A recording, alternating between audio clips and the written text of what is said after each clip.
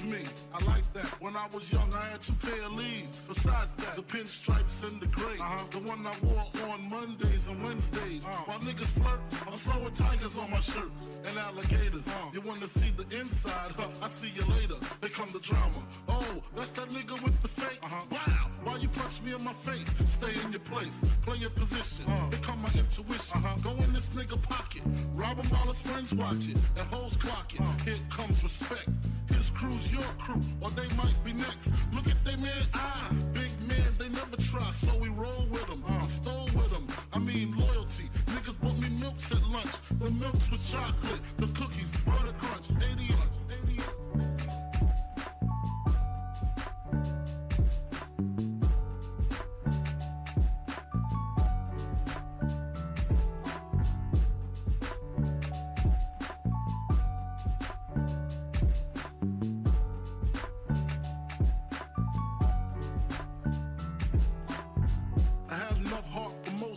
long as I got stuff for most of them soft. Even when I was wrong, I got my point across. Okay, real quick, let me just...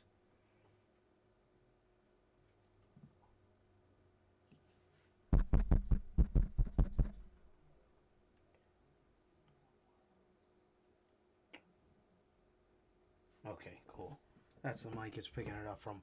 Okay, guys, sorry about that. I apologize. My headphones were... OBS was picking up my headphones as my main source, and I don't even want to know how bad the fucking headphones are, the mic is on these headphones, instead of my mic, which I got right here above me, so it was picking up the wrong mic, and yeah, so that was our technical difficulties. Say what's up real quick. Oh, Jesus fucking Christ. Oh, wait. Okay, wait. Alright. Okay, you're good. Let me just make sure. Yeah, usually your headphones are a really easy problem to fix. Alright, you're good. I'm good. Okay, Alright, cool. Fucking Jesus. Always something with OBS. Alright. Bro. What is going on, guys? We're back with yet again another edition of the Notorious podcast, ladies and gentlemen. We are back on here with episode 58 of Notorious Unscripted, and we're on here with episode 76, man. 76 of the news, or of the podcast itself, I mean. 76 weeks, bro. We've been on here for 76 weeks. Shit yeah, is man. crazy, so, bro. Before we get started with any of this wrestling news stuff, we are very excited to announce that the Notorious Heels podcast, you can now find us on Spotify and Apple Podcasts, man. So, with that being said, like I said, we're extremely excited to announce this news, and I am extremely proud of the growth of this podcast, man. From where our mindset was when we started this thing to where we are now, we have grown tremendously as creators and people as well, bro. So, dude, I'm so excited to have our podcast be featured on both of these platforms. So, if you guys do follow me on Instagram, at Johnny Mayhem NHP.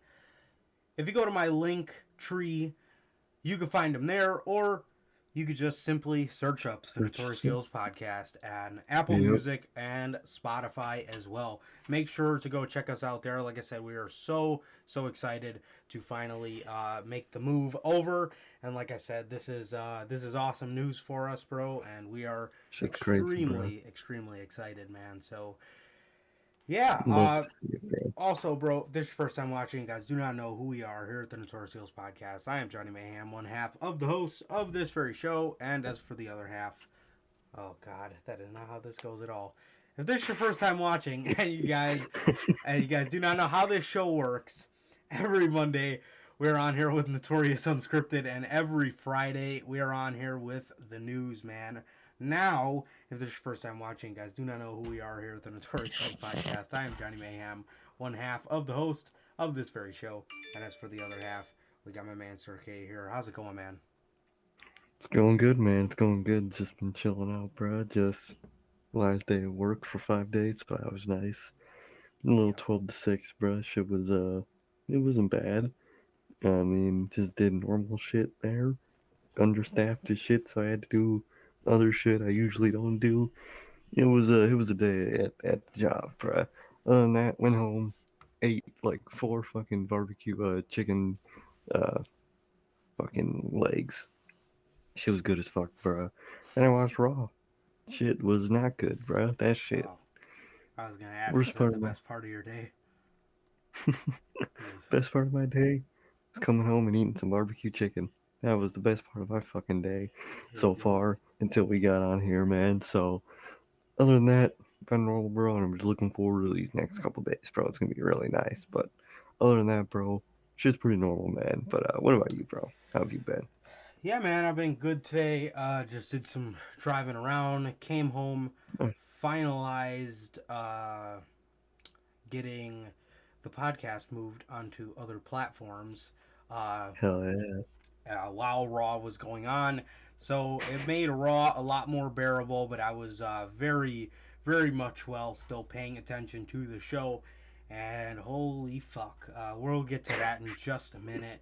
But yeah, man, nothing too crazy, bro. Nothing too crazy. Had the day off. Actually, the next 3 days off. Go back Thursday. Nice. So that's pretty nice. Shit. Hell yeah. But yeah, man, that was pretty much it. That was pretty much it, bro. Nothing too crazy, man. Nothing too crazy. Actually, this week, we are going to talk a little bit about NXT. Yeah. More notably, NXT 2.0. We talked a lot about their newer characters on Friday's show. So if you haven't got a chance to look at that, you could see our rant on Tony D'Angelo from the streets of Chicago. Fucking King Von Hagen, whatever the fuck his name is. You got King Von Wagner.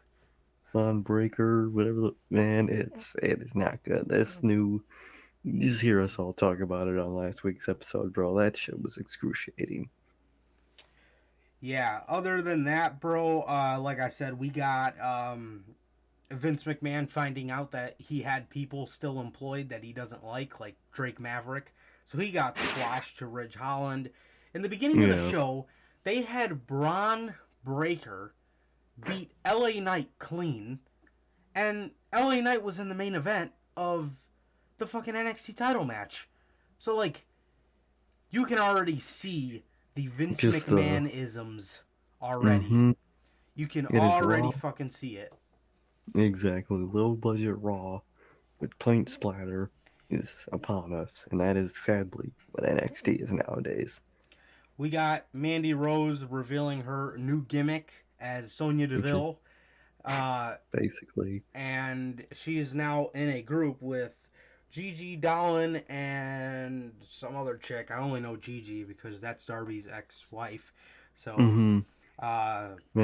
But they are a group called Toxic Attraction.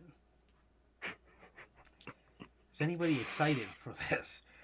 He's got a toxic attraction. Ivy Nile joins the Diamond Mine with I didn't see that. 2 big white dudes, the Chinese dude, Roderick Strong, and now Ivy Nile. Oh wow! Is now in this group. Such a great group.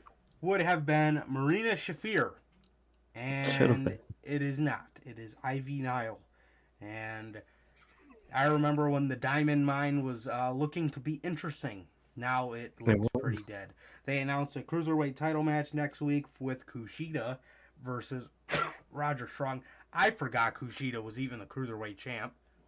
I forgot he was employed. Shit. Who the Bro. fuck cares about Kushida? I'm telling you.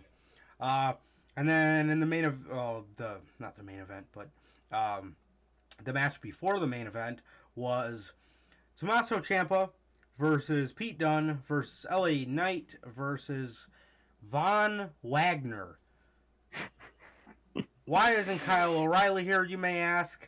Well, he was attacked before this match by Ridge Holland and that group, Pete Dunne and 1-2, I think.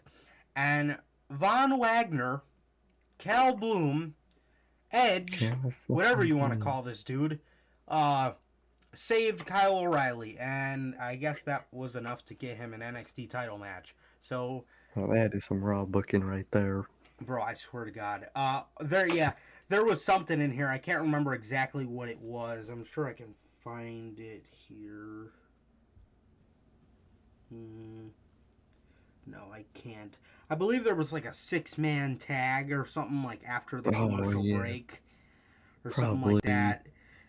I remember something like that happened. Just crazy, crazy Vince McMahon-isms already in this show. Yeah. Yeah, so Von Wagner is in this NXT Championship match, and I swear to you, I thought he was going to win it. I swear to you, I thought they were going to have this dude win it. They give it to Tommaso Ciampa, which is great. But, big but here. But it is only so one of these newer guys can beat him, and that's the, symbolism of the old NXT going, this new NXT coming in, so... Yeah, what the fuck? I was just about to call Ciampa something else, bro. Ciampa is only champion for symbolism, to get out all of what Ciampa and Ciampa's NXT was. Sad to see, bro. It's so sad to see, man. It's so sad to see. Yeah, they gave the title to Tommaso Ciampa here because he looks to be going in a feud with Braun Breaker. Braun Breaker. How horrible is that name? That is one of the worst names I've ever heard. I have ever heard in my life, bro. Someone tweeted out a picture of the Hulk Hogan, and they say name him as Vince McMahon would name him nowadays. And someone just put like something Breaker, and it was with fucking 3Ks. I was dead. I was like, damn, they got his ass. That shit had me cracking up. Braun Breaker with 2 Ks. 2 fucking Ks, bro. For what? Can you imagine just hearing the new NXT champion, Braun Breaker? Imagine seeing the little fucking title nameplate, and there's just 2 Ks in Breaker. How just stupid that was. This Sunday, NXT TakeOver War Games, Tommaso Ciampa defends his NXT Championship against Braun Breaker. That is got the fucking graphic awful. And shit. That is awful. Oh, it just sounds terrible. Yeah, so Braun Breaker looks to be Vince McMahon's new project, along with Cal Bloom, Edge, or White King Von Wagner on this show, and Donnie D'Angelo. Dude, I am so excited to just keep seeing his shit because it's so bad. This is horrible. This dude's acting like Al Capone, and he's from Oak fucking Park, dude. Oak Park. That normal ass area, bro. What? Like, bro, what? Bro's acting like he's from the inner city. Yeah, bro, he's acting like he's this dude's acting like he's living in a fucking gated community next to fucking Al Capone's old residence here in fucking Chicago. Like if normal ass suburbs. I grew up in the streets. What streets, bro? Did you grow up in the streets 100 years ago? Who talks like that in Chicago? Who? Literally, bro. Never seen anybody talk like that in Chicago, bro. Not once. Dude sound like he's from fucking Brooklyn, bro. This dude sound like he should be talking alongside the fucking Biggie mural. As a matter of fact, do not disrespect the greatest rapper like that. Stay far away. Just get out of his neighborhood. Bro, what are you doing, bro? What is it? This dude sounds fresh out of Brooklyn, bro. Talking about I'm from Chicago. Okay. Meat market. What fucking meat market is out here, bro? What the fuck you His selling, bro? family Squirrel has meat? shares in Waste Management. Really, the garbage company. So Yeah. they have shares in WWE. This is what you're telling us. Bro, they got... So, Meat market. so I'm supposed to take this guy as more credible because his family of businessmen has Businessman. shares in Waste Management, the fish market, and the meat market. What fucking meat market, dude? What meat? What fucking meat market? What do they? Does your family got?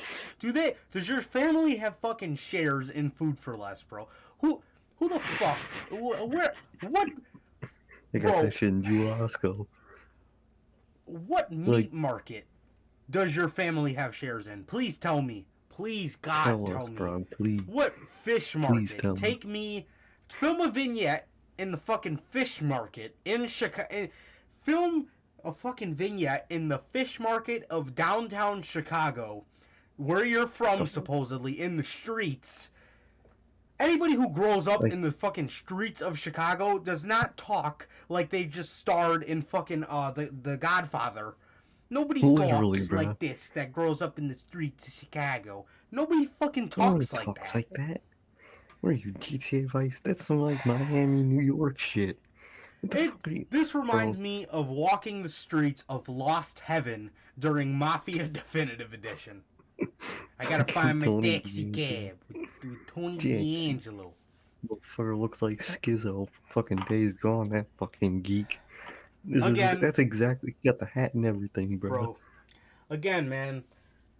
For those of you who do not play the Mafia games, I just want to inform you this is a ripoff of the main character from Mafia Definitive Edition.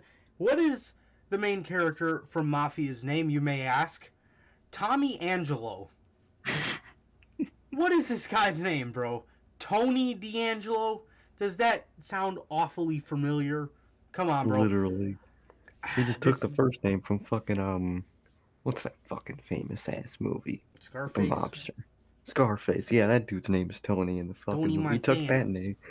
Tony Tony Montana. D'Angelo. He just combined those fucking names because he probably played the game, watched the movie, and was like, I got my fucking gimmick now, and just created Tony D'Angelo. Fucking asshole, bro. And Can't stand it. it's not that I'm against people trying to recreate a video game character because I No, loved it not with at the all. Joseph Seed, Seth Rollins. I loved it with the Joseph Seed and Aleister Black. Literally, But bro. this It could be guy- great shit. This guy is trying to replicate a mobster in a From video game that 1930. took place in the 1940s. Bro, I love fucking shit on Tony D'Angelo. I fucking love it. and It's it's so like, fun. what makes me mad is I'm sure there's somebody in the world that can pull this off pretty good and make it a modern version of Tommy Exactly. Angelo. This, no, It's this isn't not it. that. If you want to like think about a modern version of a mobster, you're kind of just looking at a boss almost. Yeah, just You're a just, boss motherfucker. yeah, that's kind of what I think about. Like, I think about Andrade right now. It's just the beginnings yeah, of it, but he's calling exactly. himself the Kingpin. He's threatening Exactly. Jose like he's fucking like he's a mob Perfect. boss. Like that's like the perfect version of that. That's But then on the flip blurring side, the lines. You know, exactly. this is basically saying I'm trying to be Tommy Angelo, the fucking goat of all three of the mafia characters. Literally. That's what I hear. I am Oh, man. Tommy Angelo. Take me as such. You can't pass that one on me, buddy. That's top 2 in my No. favorite fucking video games. No, you ain't getting past me trying to fucking not blur the lines whatsoever. You are trying to present yourself as fucking Tommy Angelo, and it sucks. And I cannot wait to see this fucking mobster from Oak Park. Oh, the mobster from Oak Park. Dude, that's a perfect nickname for him. The mobster from Mobster. Oak Park. Poke. Fuck. From Oak Park. Poke. Poke. God damn, bro. Fucking Tony D'Angelo. This Bro, I dude's can't wait ass, for bro. Tuesday. I can't wait. I cannot wait to see that. I might tune into NXT Just for him, and bro. see what's up with Tony D'Angelo. They gotta put that motherfucker on the main roster just so I actually end up watching him on a weekly basis. I want to see Tony D'Angelo and Just Roman Reigns, bro. bro, imagine. Bro, Roman Imagine. Reigns would kill that motherfucker. God. Imagine Tony D'Angelo. Roman Reigns is another one who's kind of like. Yeah, that like. He doesn't boss present level. himself as like a mob boss like Andrade, but he's like that like boss level motherfucker, and he like blurs the lines. Exactly. You know what I mean? But like, imagine. So we were a part of the biggest pop in history when CM Punk made his return, and Yep. with that being said, people in Chicago take very well to CM Punk. Fucking CM Punk is Chicago's fucking favorite son. People Exactly. take well to Mustafa Ali in Chicago. People We like love him. him. We know he's Oh. from here. We love Ali.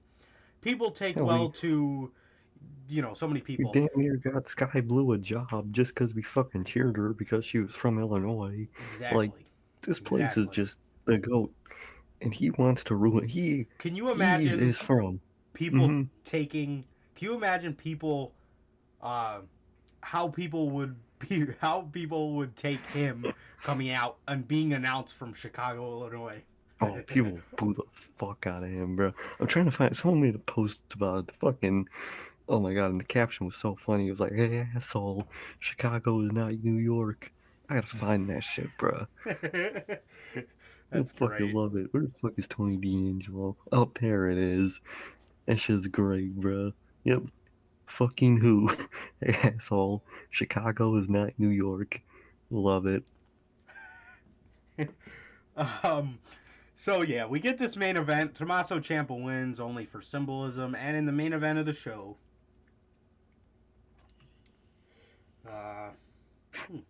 Mhm. in the main event of the show, we get the marriage between Index.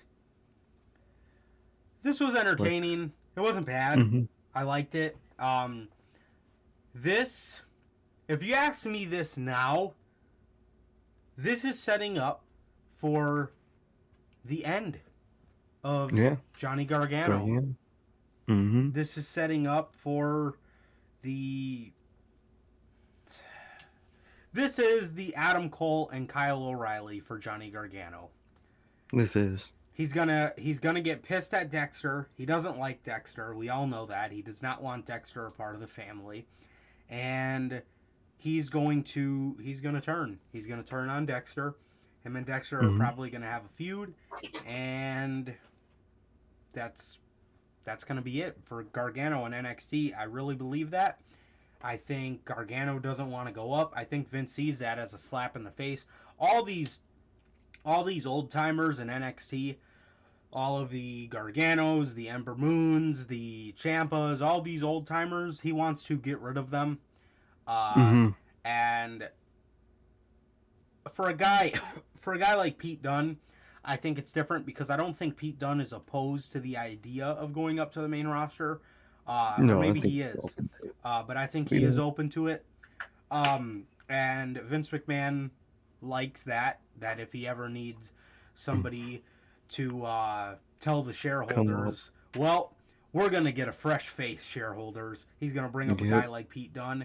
A guy like Gargano and Ciampa, they don't want to come work for him, and he sees that as a slap in the face. Ember Moon had to come back down to NXT because she clearly doesn't like working for Vince McMahon. Her husband, I remember a couple years ago, was complaining because they kept putting her in the ring with Nia Jax. I remember that. I don't think she likes it. And Vince McMahon, we all know Vince McMahon sees that as a slap in the face. He commands respect, even though he does not give that out to anybody. Exactly. And Respect's a two-way street. Exactly, bro. And Gargano's out. I think Gargano's out. Tony Khan talked about having some aces up his sleeve. I think Johnny Gargano may be the ace up his sleeve because Johnny Ace. Sorry, I had to make it. Johnny Ace. I got it. Sorry, kid. Just had to. Sorry, kid. Don't know why they cut you. Just cut to him talking Get rid of about him. cutting him. Get Yeah, rid I of think we could get rid of this guy. This damn. No ifs, ands, But or yeah, buts. bro, I mean, He's out. he's out. She's out.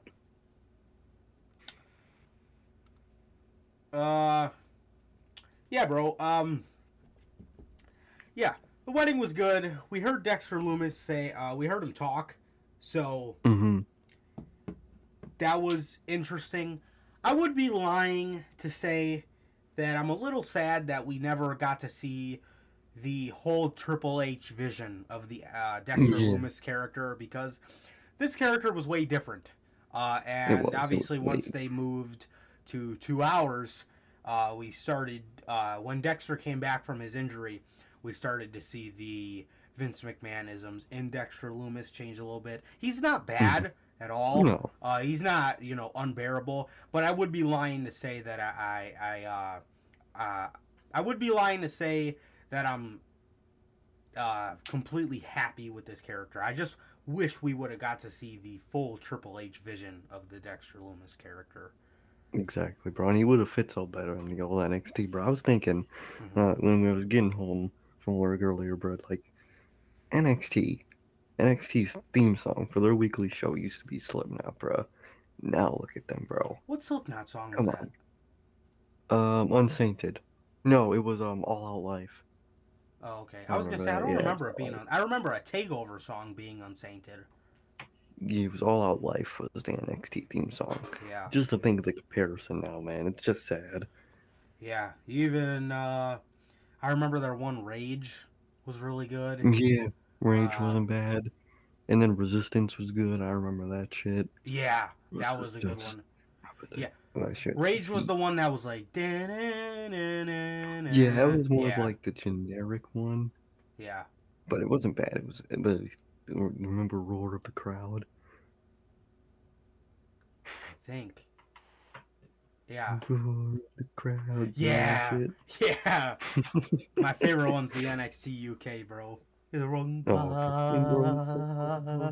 that fucking shitty ass UK rap, bro. Bro, why would they choose UK rap, bro? Bro, if they ever change today, you gotta put UK drill in that bitch. That shit will be bumping.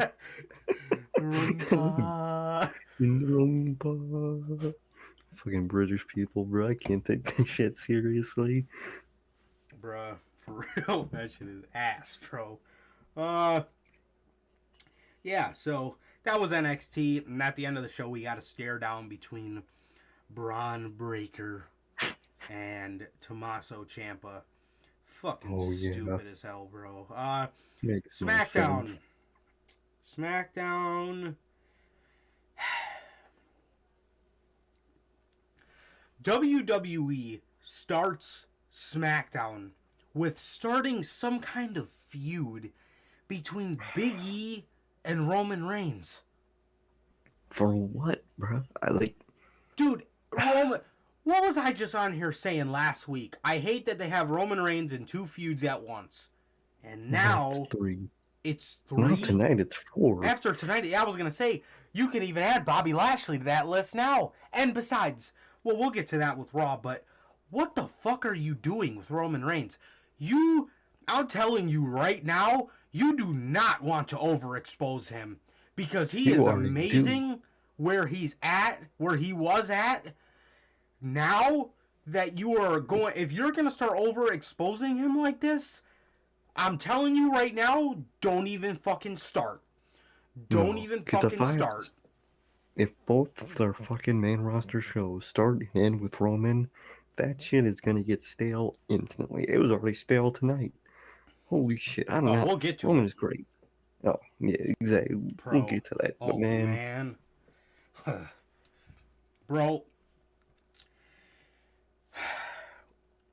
I'm telling you right now, bro. Don't start this shit, bro. Do not start this shit with Roman. He's the one good thing you got. Don't fuck it up, bro. Because I really do not. If Roman Reigns starts sucking, bro, I do not. I have to watch these shows. Bro, please don't do that to us. Please. Roman's your only hope for this fucking company. Yeah. Kevin Owens is getting assaulted by Baron Corbin this week on SmackDown. If he starts losing feuds, just know he must have told them. Yep. Edge, Seth Rollins promo about Edge. He's saying, "What'd you expect me to do?" I don't know, Seth. I expected you to be a lot more entertaining than you are now. That's what I fucking expected. Dude gave a long ass promo. Apollo Crews makes his return after Vince McMahon got bored of him and took the IC title off of him. And he declares that he is going to challenge Shinsuke Nakamura for a rematch. And him and Daba Kato or Aziz come back. Oh, yeah, Aziz. They're back. And, yeah. Either Nakamura is going to Raw or Apollo Crews is going to Raw. That's how this ends. Yep. Exactly. They actually finally showed Shotzi and Knox backstage. They were freaked out by Kane. Oh, Mayor fucking Kane. normal ass Glenn Jacobs. Who they were freaked out by, bruh. Come on. This is the fucking 90s. Who are Yeah. you scared of Kane for? WWE announced in the middle of this show that the Bloodline is going over to Monday Night Raw, and they will be going to be facing the New Day. So let me get this straight. Roman Reigns. Listen. Now, I don't know if AEW is going... I have a good feeling about them beating WWE in the ratings, but we won't know until Thursday morning. But I'm going to say this now. If they get their asses whipped again and they pulled Roman Reigns out the bag, I'm going to laugh. I'm going to laugh, bro. I swear. Because WWE is now putting Roman Reigns on Raw to counter-program something that I thought wasn't competition. I thought AEW wasn't competition. I thought WWE's competition was Monday Night Football. Apparently not. So what? Does anybody want to explain to me what the fuck is going on here? It's what they say. It's not what they do. That's how Vince McMahon works. So why is Roman Reigns on Monday night when AEW is not competition? Because they're a professional wrestling company in WWE's sports entertainment. What happened, Vince? What happened? What happened? It's starting to scare you a little bit, you motherfucker? Listen. Do you see fucking Giannis posting a picture of the Universal title? Talking about take this thing everywhere I go? You don't see that shit. Come on, bro. Come on.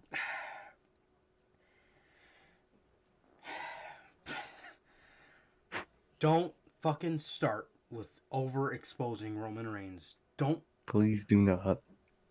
If I've learned anything since I started watching the product again in 2016, it is less is more in professional wrestling. I was sitting there yesterday saying, man, I feel like they make us wait too long for AEW Dynamite. And when I said that, I said, that's a damn good thing. Exactly. I'm so excited for AEW. Exactly. It's like, damn, they make us wait too long. They do. They make us wait a whole week, and I'm chomping at the bits to see what the fuck is going to happen. Exactly. That is all you can ask for in a wrestling show, to be honest. I'm sitting there last night, I'm like, damn, I miss AEW. I miss AEW, man. I was sitting there and I said that exactly to myself. I was like, man, they make us wait too long for Dynamite. I miss Dynamite, bro.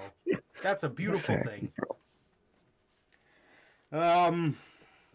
Naomi continues to heckle Sonya Deville into getting her a match. If I was Naomi, I would say, where the fuck is Johnny Ace? He cut my match the other week. I think that's who she needs to be talking to. Where is he? Where is he? Johnny Ace? Where the fuck is Johnny Ace? Bring him to me. Fucking, if feeding you into the bloodline, Roman can just start wrecking shit talking about, where's Johnny Ace? Bring him to me. And they just drag his ass up to him. That shit would be hilarious. Sorry. Yeah, man. Naomi, she told Sonya Deville, get off your phone. And she was telling her that she's done way much more than her. She don't know why she's got a problem with her and whatnot. And Naomi didn't really get much to accomplish here. Sonya Deville just kind of told her to fuck off in a way. And that her spot, she has to wait for her spot. The typical what's been happening. I hope this ends with Naomi joining the bloodline.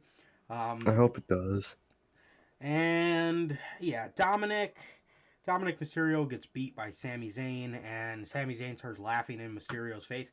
I heard today Dominic Mysterio is going to be a masked heel character.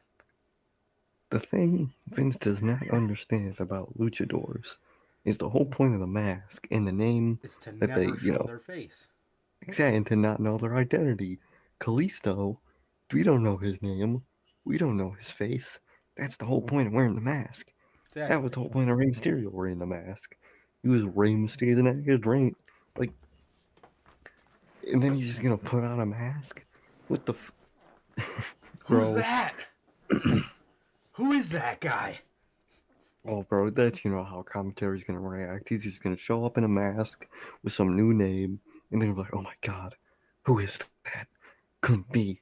Could that be the once Dominic Like, bro, stop playing that shit up, bro. If I was on commentary for this fucking company, and Dominic Mysterio then comes out with a mask and a new name, I'm like, what the fuck is this kid doing? What is this little kid doing, bro? His fucking Halloween costume? And I don't get, bro. Dominic is not special. He's not, like, good. He needs to be in NXT. He needs NXT, bro. He really does. Cause he needs to be down in the Performance Center. He needs to be training. He needs to be getting his reps in. He needs to go talk to fucking Johnny Gargano. He needs to go to fucking charisma class. Bro, he needs to be down in NXT. It is utter bullshit that Vince McMahon did not call up guys like Blake and Murphy. Meanwhile, here Dominic Mysterio is on SmackDown. You know what I mean? Look at all the people Vince McMahon never had an interest in calling up. Chris Hero never got called up. No. Samoa Joe was never supposed to be called up because Vince McMahon didn't like him. All these guys that are willing to go to the main roster, you know what I mean? And they never get their spot because Vince doesn't like them. But here Dominic Mysterio is. Exactly. And the way this storyline is going, it genuinely looks like they are going to turn this idiot heel and have him feud with his dad. God, bro. Dude has the fucking charisma of a fucking pencil. A fucking pen. Dude is just bad. Dominic Mysterio is just not good, bro. Get him off my TV. Send him to the PC. Get him in promo class, because that's what this company needs. Get him with fucking Gargano or somebody. You better get him with Gargano before Gargano's out. Because, my God, does Dominic fucking need it, bro? Because hanging with his dad has not helped him a bit. And then, bro, I am so fucking tired of hearing Rey Mysterio say son every two fucking son. Come on, son. You can't be doing this, son. You gotta win. Bro, I fucking hate that shit, bro. This shit angers me, bro. Oh, I'm like, dude, you shut the fuck up for two. And then we're gonna have to hear it in the opposite way. Son, what are you doing? You are my son. I love you, son. Please. Oh, bro, that shit is going to be excruciating when that motherfucker turns heel. You expect me to think Dominic Mysterio beats Rey Mysterio? Bro, fucking Mysterio's 40-plus-year-old ass runs circles around Dominic, bro. Come on. Like that one match we were talking about Where Dominic did something off the fucking rope and it was ass, and then Ray did it right after, It and it was was fucking beautiful. picture perfect. Yeah, Like, come on, bro. dude. Dominic is just not good. Yeah. Becky Lynch crashes Bianca Belaire's homecoming celebration. Bro, that was so... Bro, Kane's in the ring. He offers her a key to the city, and she says, my daddy taught me to always finish a fight. What? And now we're going to sing fucking Rocky fucking Top Me or whatever the hell. Rocky Top Me Up. I don't know what the hell the name of this song was. It was some song that the Nashville crowd popped for. Becky Lynch comes out, offers to shake her hand. Bianca Belaire does the spot where she grabs her hand and she doesn't let go. So I'm like, okay, Bianca's gonna get a beat down, right? No. Bianca Belaire went to go for the KOD. Becky Lynch counters, hits her with the rock bottom, and just Dude, walks I guess away. that's her new fucking finisher. Yeah, I guess she loves using the rock bottom. Yeah, I guess it is. It's called the Manhandle Slam. That's what it's called. The Manhandle Slam? What? Yes. Oh, There was nothing wrong with the disarm her. Nothing. No. It was perfect, bro. Vince McMahon does not understand Becky Lynch, bro. She is not this always winning, cocky ass person, bro. And she's not. They did this shit with Kevin Owens too. Yeah. They have him use the stunner. Kevin Owens' move, I don't give a shit what anybody says.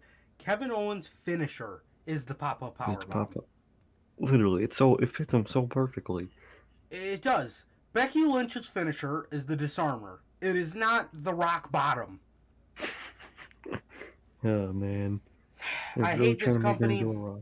I hate this company, man. I love WWE. I want to see, with every fucking fiber in my body, I want to see them succeed, but it is so hard to love this company, bro. It is so hard to love this company, man. You know, this is just flat out embarrassing, man. Shit like this is just flat out embarrassing. I mean, you look at NXT, you got all these fucking body guys, man. A bunch of guys that Vince McMahon is bringing WWE back to the 1980s with. I mean, you look at some of Vince McMahon's biggest stars. You look at a Stone Cold. You look at a Mick Foley. And I was thinking about this last night, and as I was trying to fall asleep. But like, AEW is genuinely doing it right. You want to know why? They're pushing the people that people love. You know what I mean? Exactly. It was a running joke that like, oh, Hangman couldn't be in a main event until he was full gear ready. So until he was, you know what I mean? Like, they make fun of shit like that. And that's what I love. Because a guy like Hangman, you know what I mean, is incredibly over. And he's pushed. A guy like Darby Allin is over and incredibly pushed. A guy like... You get over, you get pushed. It's pretty simple. A guy like... got over. Exactly. A guy like Bray Wyatt is going to get fucking pushed. You know what I mean? A guy like Dax and Cash, they've said their whole careers they're not body guys. They've gotten to great shape, but you know what I mean? They're not looked upon as like, he's not muscly, he's not 6'4". And I was thinking about this, like, some of Vince McMahon's biggest stars ever weren't necessarily body guys. Like, you look at the 1990s, the most successful era in wrestling. You're looking at a guy like Mick Foley. You're looking at a guy like The Rock, who he's huge now, but at the time he wasn't fucking not a body guy. Yeah, I mean, he had a little bit of a gut, you know what I mean? He had, you know, big muscles and stuff. You're looking at a guy like Stone Cold Steve Austin. Yep. You know what I mean? A lot of these guys, bro, it's like, I mean, you look at the 1980s, and there you got your fucking deflated balloons and fucking, you know, you got Hogan, fucking. Oh, I mean, God. That era, but that era is fucking bad. Garbage. That era, you know, it sucked. It was ass. It sucked, you know. You should go look in Japan at that time. That shit was ass.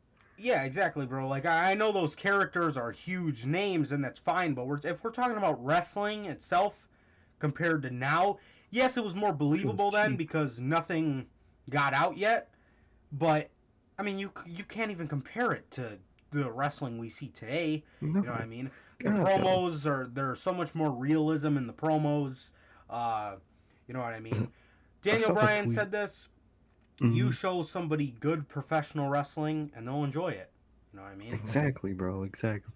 Pe- Nowadays works better because yeah, they used to be larger than life. People, for the most part, don't want larger than life. If I want larger than life, I'm gonna go watch Spider-Man. I want real Exactly. shit. That shit that people like Eddie Kingston, Darby Allin, CM Punk, all those people bring real life shit and real life Cody. personalities and problems. Fucking Unfortunately, yeah, he does fall into that category, but you unfortunately know. he does. But my fucking daughter, she's just fucking Cody, bro. Fucking daughter. My fucking daughter, Fuck you, come on, Black. mother bitch. Fuck you, Black. I fucking hate you. I'm gonna You parry you. fucking hate you, satanic fuck. I need the momentum for my bro. AEW this week, and then right after, Uh, Road to the fucking top. Next week, Is it? It's this. Ah, shit. September Damn it. 29th. Fuck. Fuck you, Black. Fuck I'm gonna you. bury I you. need the momentum for my TV show next week. I need it. Or else people won't talk about me. Oh God. My daughter But needs like this that's win. but that's what people want to see, bro. They want to see relatable, real life shit. I Yeah. don't want to see some 6'8" muscly freak just do shit. What? Just It's throw fucking punches and body slams. what's the appeal in that, bro? I I just don't get it, bro. If I'm looking for a larger than Shawn life Michaels, character, exactly. Look at Shawn Michaels, bro. not a body If I'm guy. looking for a larger than life character, bro, I'm looking at a Bray Wyatt. I'm Yeah. looking at a broken Matt Hardy. That's Yeah. some cool larger than that's larger than life that works. Black. But exactly, Aleister Black, Malachi Black, all those people, bro. Not fuck. I don't want to watch a fucking MJF, in a way.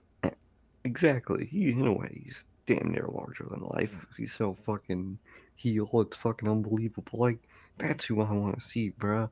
I don't want to see Baron Corbin, who's fucking got rich and he was Omos. poor and now he's Larger rich and than life. Omos. They're just these attractions. I don't want to see attractions. I want to see wrestling, not attract. If I wanted to see attractions, I'd Google tallest person ever and watch a fucking 10-minute YouTube video about it. Come on, bro. It's just not what the people want nowadays, and No. girly by the numbers, it's starting to catch on. Yeah. Yeah. Orange I mean, they Cassidy, would that's a rather. one. Yeah. That's another one. Exactly. Exactly. There's a different definition for larger than life, in my opinion. Mm-hmm. You know what I mean? You're not only looking at characters like Wyatt and Black and Hardy and like Broken Matt and like all those guys. You're looking at somebody like Tommaso Ciampa, somebody who is just Exactly. larger than Such a life. He's like, such a it's bad guy. It's like he's a fucking MJF. supervillain. You know, exactly. These guys are like supervillains, man. Like that's that there's such a different definition for larger than life. It's like Exactly. It's just like it's just fucking I don't understand it, man. Some of their biggest stars come from a lot of guys that weren't like body super guys. muscly huge guys, and it's like and that was in Exactly. the most successful era of wrestling, bro. That was in the most successful Literally. era. uh but yeah, man, I mean, I don't understand it. I was thinking about that for a long time last night. Like I don't know, and like you said, bro, the numbers clearly are catching up with them because Exactly. everybody's tired of it, man. Everybody's tired of it. Everyone's tired of this shit. Nobody wants to see attractions. If I wanted to see an attraction, I would fucking go to a museum or go to the Exactly. fucking science museum or some shit. History museum, something. It's stupid, man. It's stupid. I hate it. Hate it. Exactly. Next up, man, Raw. How do we get on that topic? Oh, NXT. NXT. Yep. The New Day announced they're coming out with their, their shtick. They just yell, Mike say we're coming out, then our music hits. We're coming out, bro. They say their shtick, and Big E says, "The New Day, we're back together. I'm the WWE champion now." All that. And he comes out, and Roman Reigns comes out, and he's speed walking to the ring. You know how weird that was? That was so weird. Roman Reigns, and he's on a 3-hour show. It's not like they got fucking time restraints. Literally, they got time to kill. You know what I mean? Yeah, if anything, have him fucking take up an hour of the show so I only have to watch 2 hours of it. Roman Reigns speeds out there, and he's holding the championship up against Big E, and Big E's holding his belt up too, and fucking 5 rows of pyro are going off, and for whatever. Then they announced that the 6-man tag is going to be right now, and I was like, wait. I was like, oh god, let's interrupt in this match. For real. That was my first thought. I was like, oh god. I'm thinking to myself, I'm like, why are they doing this match now? Well, it became evident because this match is going on, and well, before we get to what happened in the match, I genuinely felt cheated out of a Monday Night Raw show tonight because they fucking cheated and used Roman Reigns to bail them out here of this show, bro. And the show wasn't even better off for it. It really was not. It was the same old. You know how much it just bothered me seeing Roman Reigns on Raw. It was just annoying. Like, bro, we see you every week on SmackDown. Why are you here? Bro, what? I was like, are they serious? Are they serious right now? They are excluding people that are on this show that should be on this show for Roman Reigns. I don't think Drew was on the show. Keith Lee's taken off TV again, but that's been for a while now. Or should I say Keith Bearcat Lee. I can't wait to see what kind of shit they have him coming out in, man. Oh, bro. Yeah, I'm fucking scared. Remember that, fuzzy jacket he debuted at Payback? Oh, God. He's coming out in that. Shit like that. The Bearcat. Bearcat. With Adam Cole as his manager. The size of a bear, the agility of a cat. Bearcat Keith Lee. No. Oh, God. Oh, no. That's shit they're gonna be saying. See that. Oh, God. Remember this, bro. We're at 54 minutes in the show. Bro, if that happens, we're coming back to this podcast, bro. 54 minutes in. That I could see them doing that, dude. That is the new version of the Army tank with the Ferrari engine. However, WWE just cheated, bro. Just cheated. They really did, bro. They got a great roster on paper. On paper, yeah. You have Ricochet, McIntyre, Styles, Lashley, Big E, New Day, Matt Riddle, Randy, Reigns. Dude, I love that. I love that segment, bro. Fucking, bro, that shit was hilarious. My spirit animal be just... you could just see Orton just having a fucking ball, bro. He was trying so hard not to laugh, bro. That shit was great. Oh, man. He's like... At the end, he's like, hey, man, I like these headphones. And then he puts them on and he's listening to fucking voices. I'm like, bruh. he was singing it so wrong too. It was hilarious. I know. It's so his ass looked like LeBron singing that shit. he really did, bruh. Singing all the wrong lyrics. But yeah, bro, these motherfuckers just cheated, bruh. These motherfuckers really just genuinely cheated, bruh. And I'm going to laugh if this still doesn't even beat AEW in the 18-49 this week. I'm genuinely going to laugh, bro. I'm going to laugh because they pulled who is supposed to be the biggest star in this company out of their sleeve. And if he does not deliver, the tides are really changing in professional wrestling. They're already changing, Yep. but that's just all the much more approval we need. Exactly. Yeah, bro. But Roman and the Usos are taking on the New Day, and towards the end of the match, none other than Bobby Lashley comes out. He spears Big E. He takes apart the New Day. This match gets somehow this match didn't get called off as a disqualification. I don't know how that works. Roman spears. I don't know why he's using the spear all of a sudden, but he spears Xavier Woods, and he picks up the victory. And as he's celebrating, he gets speared by Bobby Lashley. So for anybody that follows, or anybody that has Instagram knows that they've been doing Lashley versus Big E versus Roman on the live events, and here we are. And of course, that is what got confirmed for the main event. Bro, a little bit after this, man. It was why? Why? I mean, stop over exposing Roman Reigns. He did not need to be on this show. He's not in a feud with Big E. And this is gonna make Finn Balor look even shittier. It really is. Oh my God, because Roman cares Reigns has got his mind wrapped up with so much other shit.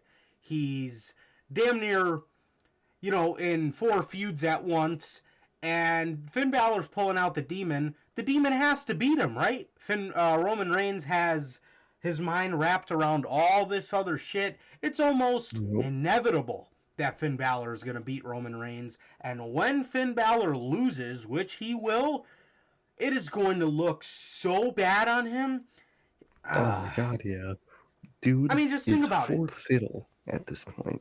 He is, man. Roman Reigns has got his mind wrapped up with Big E, Bobby Lashley, and Brock Lesnar. And Roman Reigns, while he's focused with these 3, he's not even thinking about the demon, right? No. Finn Balor's alter ego that is never lost on the main roster.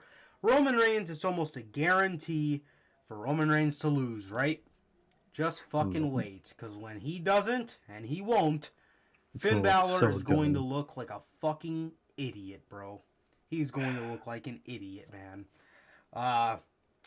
Doudrop beats Eva Marie here. Bro, Who the hell cares? Eva Marie was standing in the ring. She made her entrance. Her song was obviously playing the whole entrance. And I hate her song. They go to commercial, and they came back, and she's standing in the ring for like a good minute, and the song is just still playing. I'm like, oh my God, shut this fucking shit off. And you know it played all through commercial, too. Oh, you fucking know it. They just sat there just... That song is fucking awful, bro. Doudrop beats... Well, Eva Marie gets on the mic. I thought this was weird and pointless and stupid. Weird, yeah. Eva Marie gets on the mic and says, I'm not one for body shaming, but look at me and look at her. I'm put together and she's a hot mess. And then Doudrop just beat her. So I wonder who's the hot mess here. Exactly. And Doudrop just looked like normal ass person. It's not like she had messy ass hair or nothing. She doesn't look normal. That's why I didn't get that shit. I was like, why was that line put in there? Why was that need to be thrown? That was such a Bruce line, if I've ever fucking heard one. Yeah, that's them picking on her. Line. Exactly. That is them picking on Doudrop. Meanwhile, Doudrop can out wrestle both of those women's champions, bro. Matter of fact, all 3 of them. Oh, 100%. Even his NXT Women's Champ. Yeah, Raquel, Becky, and Charlotte, bro. She can out wrestle all of them, bro. She can run circles around all of them, as a matter of fact. The only one that comes close, obviously, is Becky. Becky. I mean, come on, probably bro. Can, bro. So exactly. You're sitting here picking on her.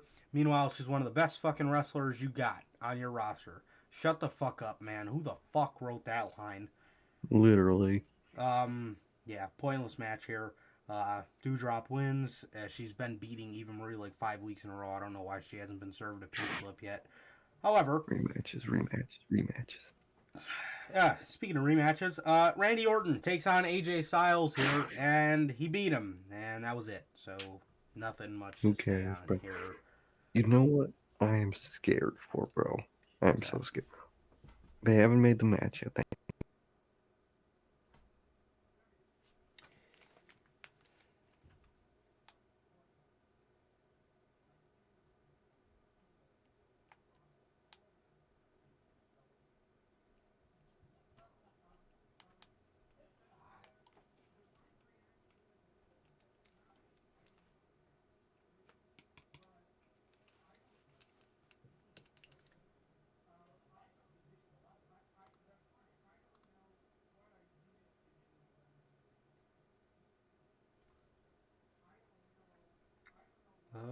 Can you hear me?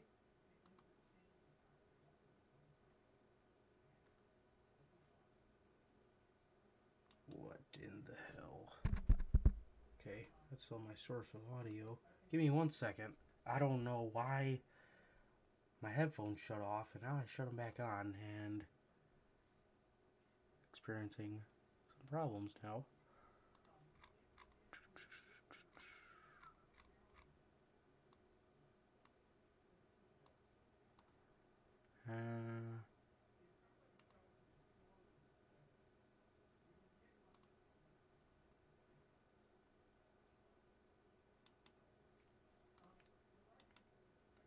Jesus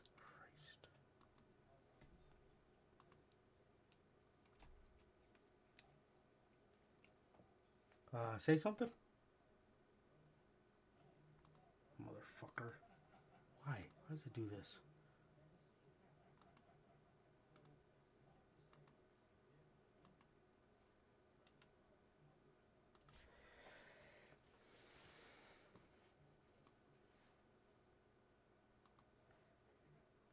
You're not muted, are you?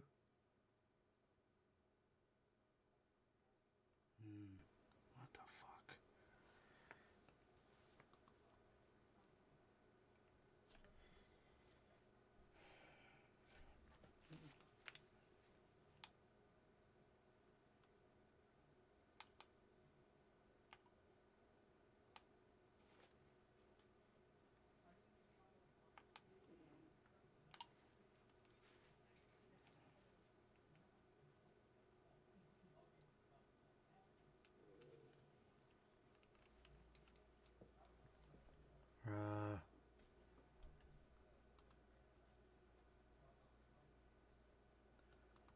Why the fuck, man?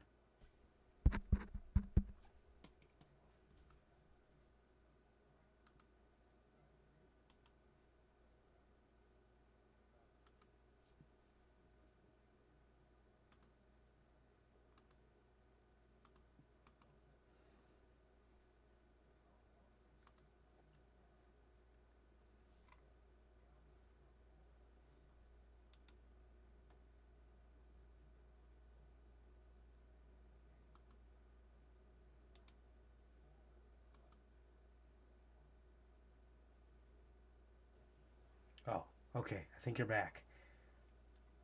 Alright, cool. Okay. Good God, I don't know. This fucking. I apologize, guys. This sound is fucking all up tonight. Okay, good thing that was a quick fix. Yeah, I don't know. I apologize. I am so sorry, bro. What were you saying now? Oh shit, bro.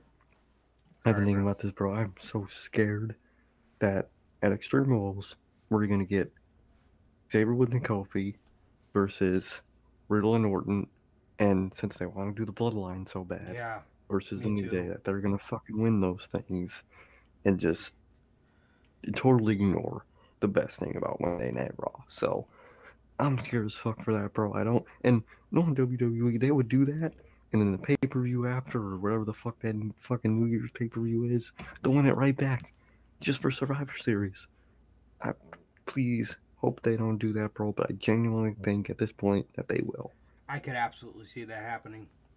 I was Oh thinking god. about that today. I'm like, man, the New Day, they don't look like they got as much gold as the Bloodline, and So if we know Vince McMahon, you know he's gonna want to get the belts on the New Day so they could be fucking 20-time tag team champions, and we get another New Day and Usos match.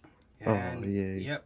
Well, if that's the case, I think what'll happen is I think they'll want to do another like a triple threat tornado tag with them.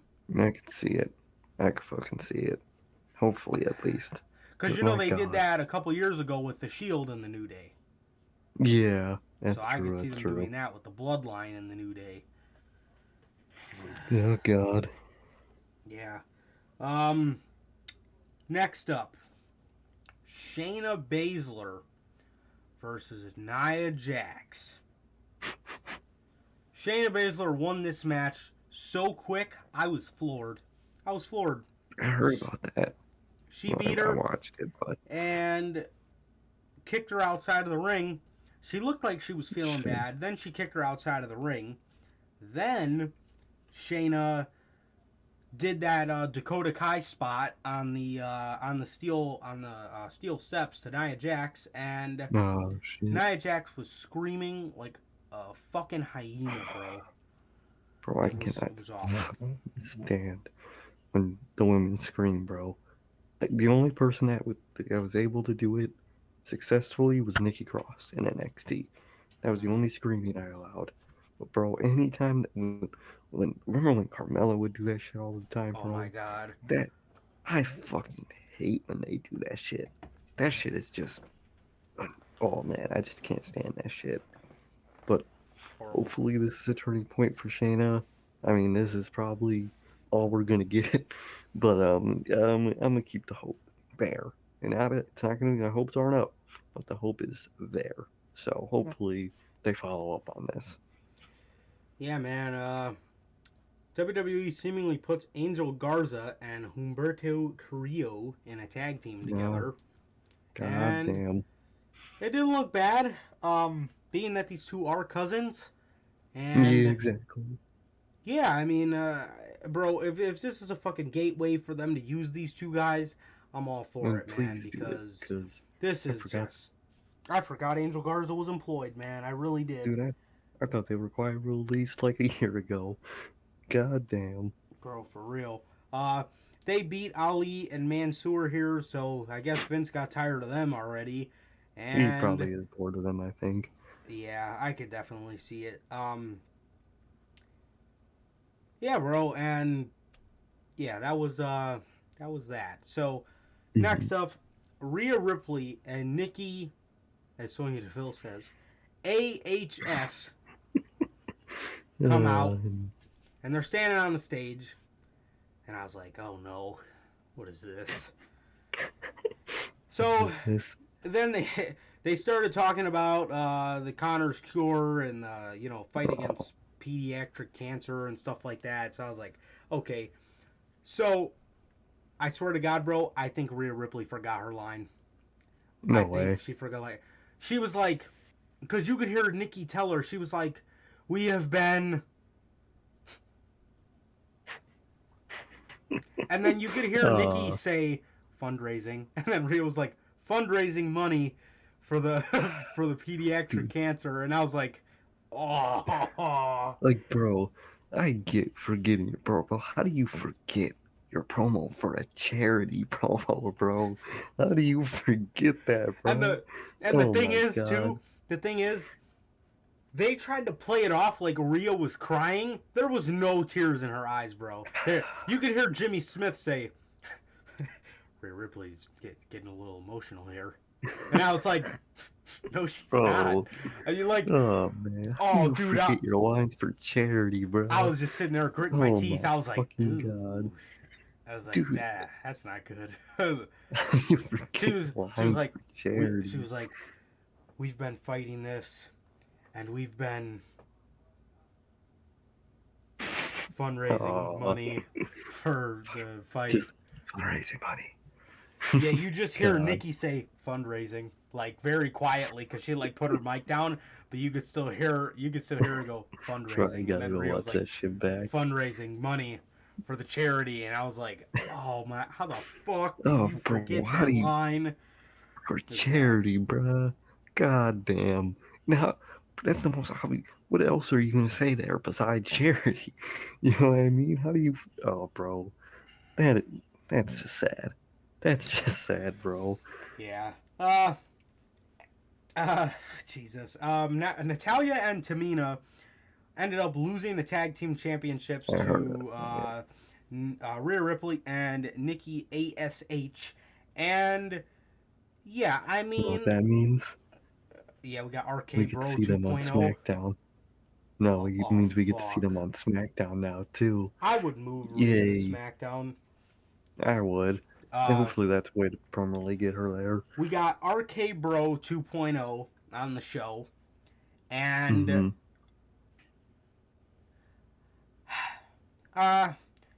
I can't really say I'm too mad at it because Natalya and Tamina were just not We're existent as just so champions. bad. Half the time I Literally. didn't even know they were the tag team champions. I mean, we get the belt on people that are being featured, but So at least that's good.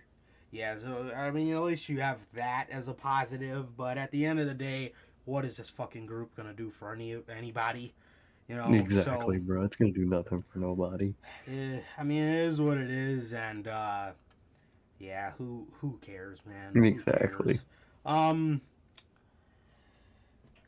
Charlotte Flair comes out for an Alexis Playground. Alexa Bliss's music hit, and it showed the crowd panning, and there were some people that like jumped up and they're cheering, and I'm sitting there thinking, I genuinely cannot imagine what it feels like to watch Raw and like cheer for people that come out on Raw. Like, Dude, I cannot imagine that shit.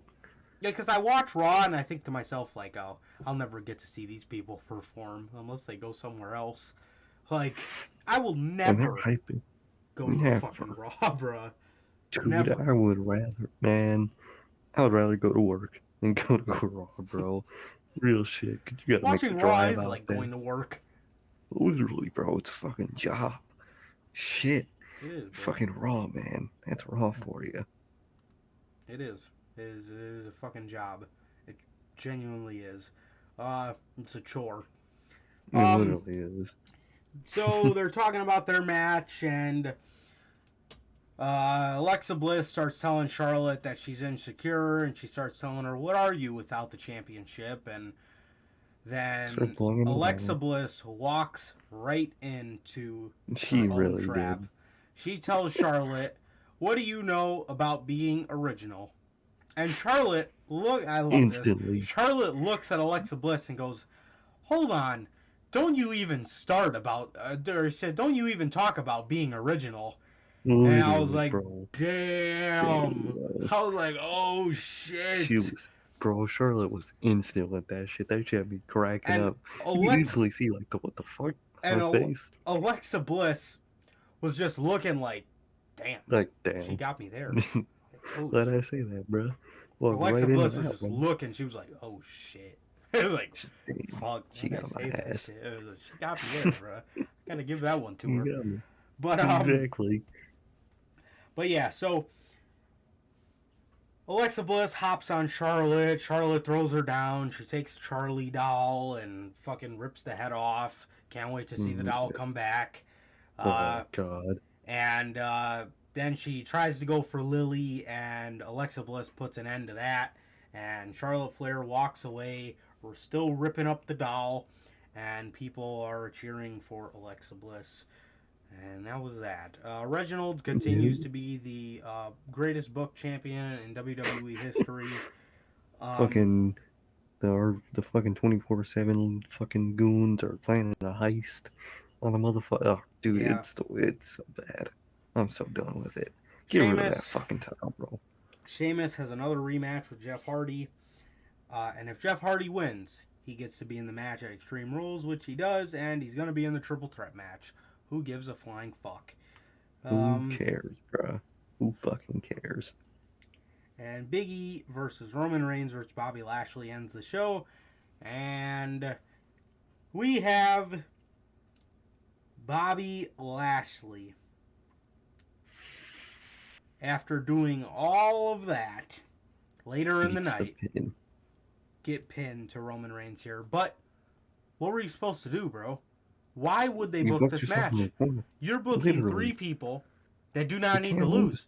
You're booking Roman, who is damn near God on this to this fucking company.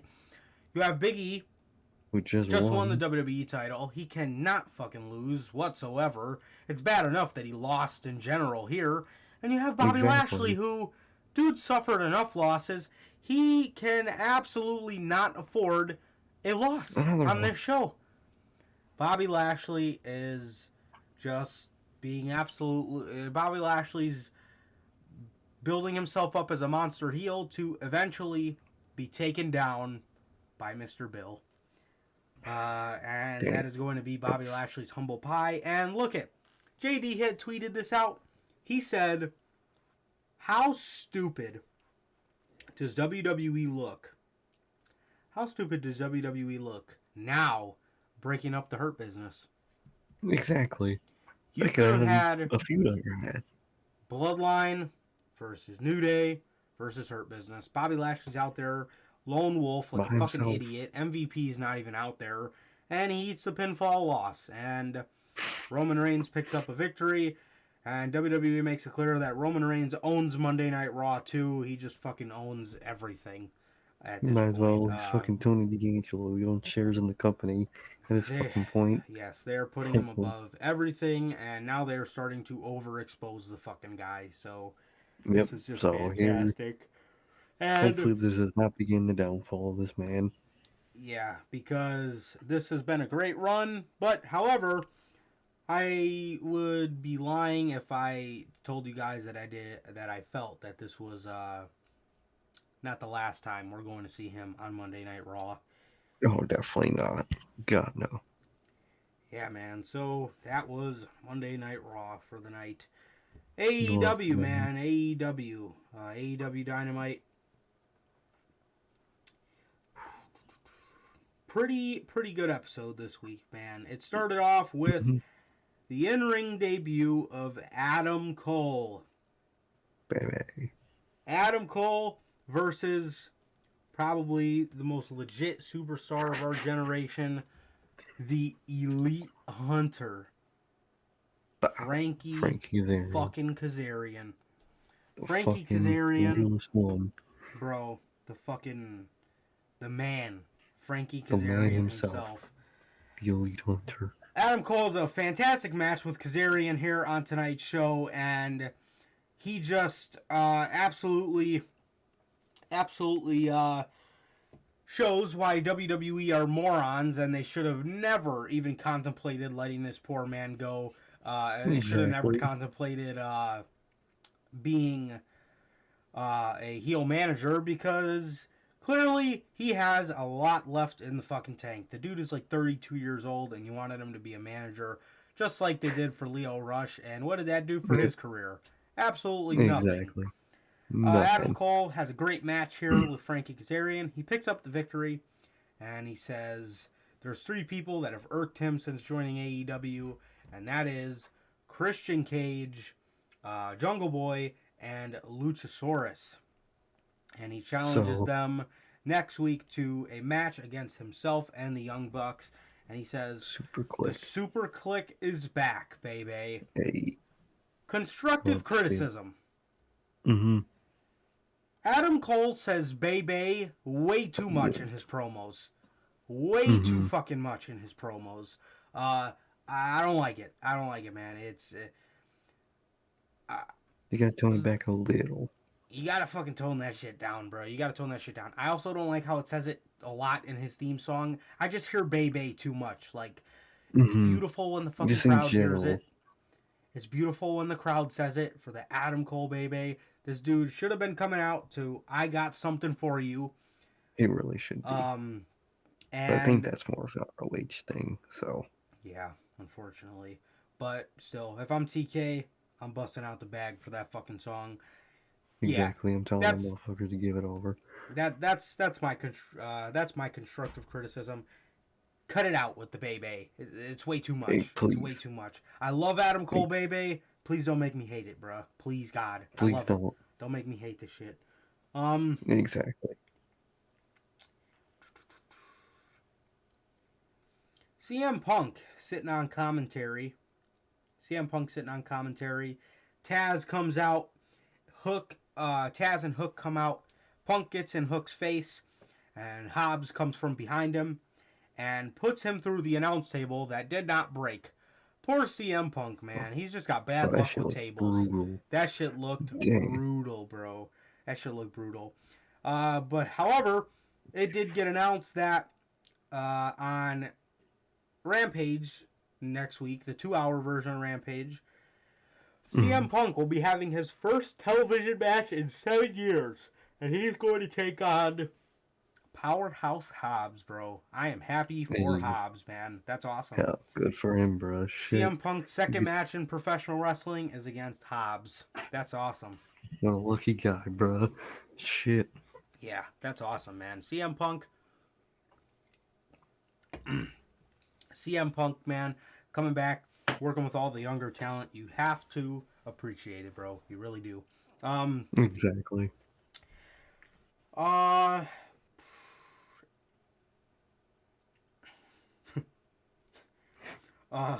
Legit Layla Hirsch loses to Cargill. I was just laughing looking at that fucking Cody segment that we will get to in just a minute. Darby Allin beats Shawn Spears, and FTR attack him and Sting, leading to FTR versus Darby Allin and Sting next week. And this man Sting took a package pile, or a spike pile driver, I mean. Who would have thought in 2021 my man Sting would be taking a fucking spike pile driver on AEW Dynamite? Love to see it, bro. Love to see it. Hell yeah. FTR beat the pairing of Dante Martin and Matt Sydal. I like these two together more than I like Matt and Mike Sydal. Literally. This is a great duo. No charisma. And yeah, bro, Dante Martin continues to build his stock and be great. Yeah, man. Exactly. He fucking flew in that fucking match. Dude. That fucking screenshot of just his legs. Bro. You could see in the camera. I didn't think that was real, bro. That shit was crazy. I didn't think it was either. The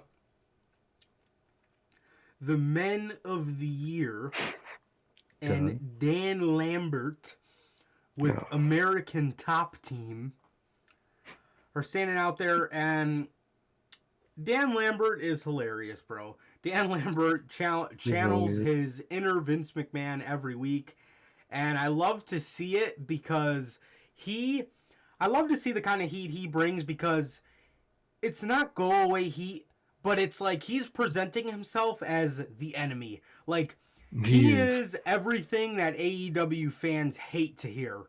You know, you guys love watching 5'9", 140-pound dorks on your screen. Like, I love it. I love it. As far as him helping the Men of the Year, I'm not getting it. Dude, you have to put Dan Lambert alongside two guys that are Vince McMahon guys, and I think it would be great. Exactly. Get two guys that are good. Don't get two smucks that can't fucking wrestle. Get guys that are good, but get guys that like Vince McMahon would like, you know? Yeah, exactly. And then have him talk about the 5-foot dorks and exactly. Then it'll fit. But we say this all the time. Ethan Page is it. Scorpio Sky is not. No, bro. He just takes so much away from the act, bro. He just takes so much away from the act. This dude is a fucking charisma vacuum. He sucks all the fucking charisma out of anything he's fucking involved with. Fucking Jordan was funny. And this motherfucker's just bad. Oh my god, dude. Jason Jordan. Dude, his ass was dude, what a great fucking... Oh, God. Dude, I miss Jordan, bro. Dude, that was so bad, it was fucking amazing, dude. Jason Jordan just... Hey, Roman, if you think you're going to beat me, you're not. Like, okay. Bro, what? Little pussy ass. Bro, oh my Dude, god. I loved it. I miss Jason Jordan so much. Me too. Me too, bro. Jericho and Jake Hager come out and they challenge the Men of the Year to a match, and Dan Lambert says, we're not going to do it in some shithole like New Jersey. We're going to do it in New York next week in Arthur Ashe Stadium. And Jericho says, if you guys are too big of pussies to face us in New Jersey, we'll see you in New York. And that's what happened. And he also said, for American Top Team, I'm trying to figure out which one is on top, because I'm assuming he said that because the girls look like dudes.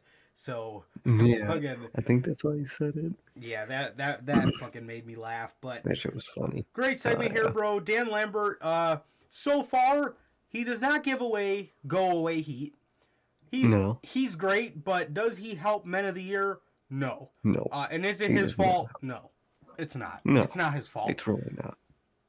He's It's doing all he all- can, but it's fucking Scorpio Sky, bro. It's Scorpio fucking really Sky, is. man. It is. Dude I is tell you. just bad, bro. He, Dude is just bad. it's just not working. It is just not He working. just doesn't fit. No. Exactly. MJF comes out. What the hell did he say in this promo? I can't remember. I remember he did the thing where he looked up talking to fucking Brian Pillman Jr. Brian Pillman, and then he was like, "Oh, what the hell?" And he starts looking down and shit. Oh yeah. And that was what he did. He started talking. That shit was great. Yeah, he looked down and he starks talking to the ground or hell to He starts, Brian Pillman, like dragging his foot. and he starts talking shit about Pillman Jr. I think Pillman came out like happy again, didn't he? I think he did. I don't remember. Oh but I no! think he His did. music hit. MJF told Wardlow meet him at the ramp, and Pillman then came he from the came crowd and started Yeah. hitting him with a chair, I think. And yeah, I think Pillman. Let me see.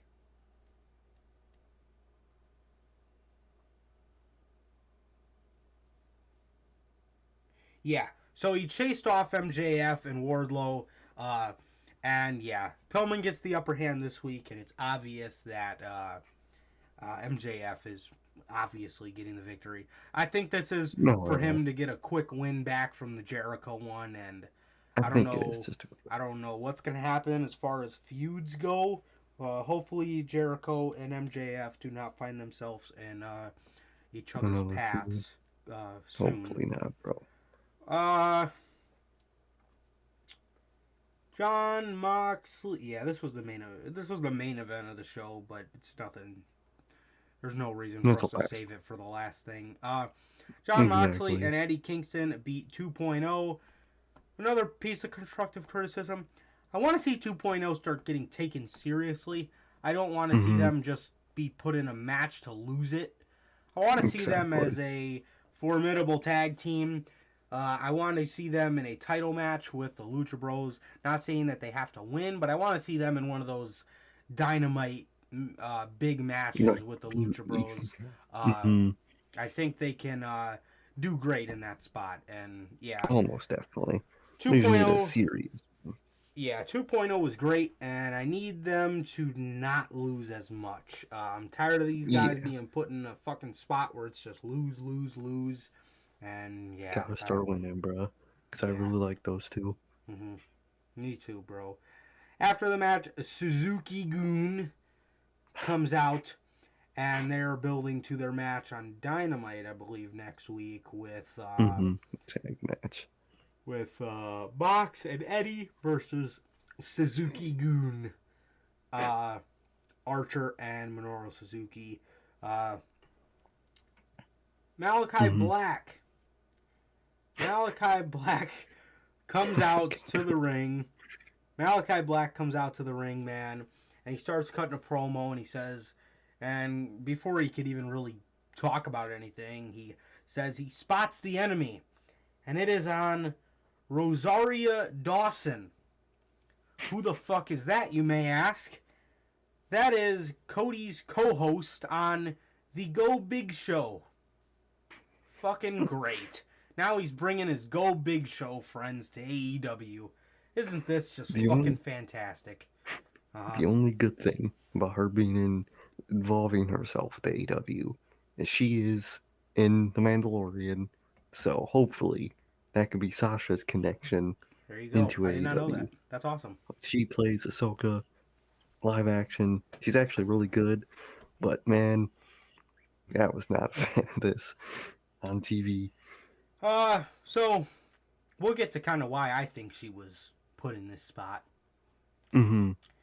But Black yeah. gets out of the ring like he's about to go fucking give a black Box the mask shit to out the of chick or some shit, and all of a sudden we see fucking God ascend from the fucking we see God ascend from the heavens, ascend from the stands. Okay, Cody Rhodes wants to talk about we can't lie to our fans. They know what's believable and what's not. Cody, So we know you're sitting backstage next to Tony Khan with a fucking headset on. Why are you coming from the crowd? Like, we know. Like he just pulled up. What are you walking around from the fucking concession stands? What are you at the merch table? What the fuck? What are you getting a CM Punk ice cream bar? What the fuck are you doing? You just rolling that bitch. What the hell are you doing, Cody? Bro, you know you were there fucking 8 hours before the show started, help setting it up and shit. You can't. I mean, what the fuck? Us. This dude wants to talk about, we can't have a GM because the fans know what's real and what's not. So we just forgot that you were that you sit next to TK with a fucking headset on every week. Listen, so Cody and Black start brawling. They're brawling in the ring. They go back up through the stands. They're fucking hitting each other with beers. Fans are fucking grim on it. Fans are willingly giving up their $10 beers just so Aleister Black could smash Cody over the head with it, and vice versa. That's great. I'll never forget when that fucking old fucking guy was pouring my Sprite so slow. We're trying to get back to see Andrade and Pac, and he's fucking slowly fucking pouring it. I'm like, he makes you fucking drink the rest on the spot. Here, drink it. I'm like, here, drink this right now. I'm like, is this guy fucking serious, what? Man? Oh, bro, that shit was excruciating. So bad. I hate the arena employees, bro. They're always the worst. They're morons, dude. They're fucking morons. And that was that segment, bro. Why was Rosario Dawson put in this spot? I think your theory is correct, bro. Sadly. Malachi Black. Wait, what theory are you talking about? The one with Brandy? Mm-hmm. Well, that was only that's a little part of it. But Brandy. Okay. Well, first of all, I believe that would have been Brandy Rhodes, because exactly. Brandy Rhodes is actually kind of promoted as a part of the Nightmare family, as to where just randomly put here as just fucking Cody's homie that's got a Nightmare family jacket on. Exactly. I think next week we see the formation of the House of Black. Ooh. Why was she put here? Aleister Black, I guess, was talking about he wanted to get Abaddon as a part of the House of Black. I mean, there's a couple other women maybe you could throw in that spot, but funny.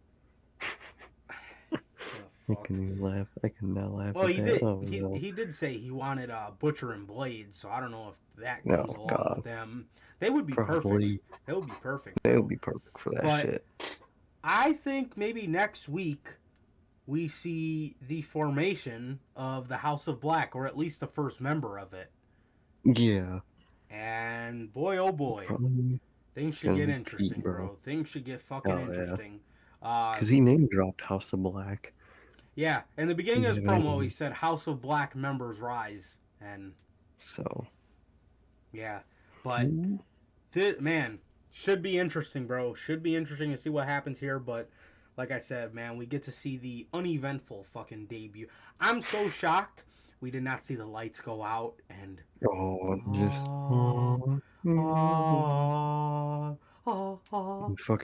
just starts fucking rising up and just he's got a fucking throne that's all white and bro, I'm waiting for that day. He's got like clouds attached to the throne and shit. I miss Cool Cody, bruh, when he was breaking Dude, thrones. I miss that shit. Now he's crying on top of thrones. He went from breaking Fucking shit to crying. Yeah, bro, but it's gonna be interesting to see what happens here with Malachi Black and Cody Rhodes. I swear to God, if we're on here next Monday and I'm fucking telling you guys that Cody beat Black and that was it, I'm gonna be pissed. Oh, I think Black pissed. picks up the victory because we see the formation of the House of Black and Cody's just looking like, what the fuck is this? And he's shocked, and you know, like, and then he eats a black mass, and that is it. And then Aleister Black then confirms that the House of Black is him and Abaddon and whoever the hell else he wants. But problem with Butcher and Blade here is they are in probably the worst faction ever created. So I don't know how you get them out of that, or I don't know what other teams you put in there. I suggested Bear Country. They'd be a good team. They would be a good team. You kind of have to change their look up a little bit, but there could be some teams, bro. Who knows what they could pull? Yeah, who knows? Tony Khan still could be doing the roster expansion, so who knows who you get? Yeah, who knows, bro? Enzo and Cass. Random ass Baron. Fucking random faction. No, I think Abaddon's perfect. I think he is. I think Abaddon is perfect. I think that Butcher and Blade although they would be perfect, I don't know if you just have them up and leave the Hardy family office. If I was them, I would have left like fucking weeks ago, but that's... I never even joined that shit. Yeah, for real. But yeah, I don't know why they were put in that group in the first place, but the only other team I could think of is Bear Country, unless they go out. Exactly. But then again, MJF caught us all off guard with the Pinnacle, so... True, so who knows who we could have in that shit. Who knows? Yeah, man, I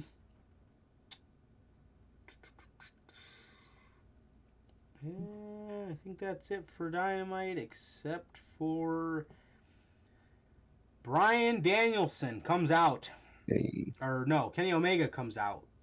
Bryan Danielson comes out shortly after, and he says, or no, I think Bryan did come out first. Yeah, and then Kenny came out. Yeah, he did. And he said to Kenny, pretty much this whole promo boiled down to him saying, I hear that you are the best, and pretty much if you want to be a bitch and not face me, then I'm sure there's somebody that will. So he said, what is your answer? Yes or no? So Kenny did the thing where he makes us think he's gonna say, my answer is no. And he said, my answer is, and it was a long pause, and I was like, he's gonna say yes, because we all think he's gonna say no. Exactly. And he says yes, as the crowd is chanting yes. Erupting. Next week. And I love this. This is not a title match. Why? Because Daniel Bryan is not ranked.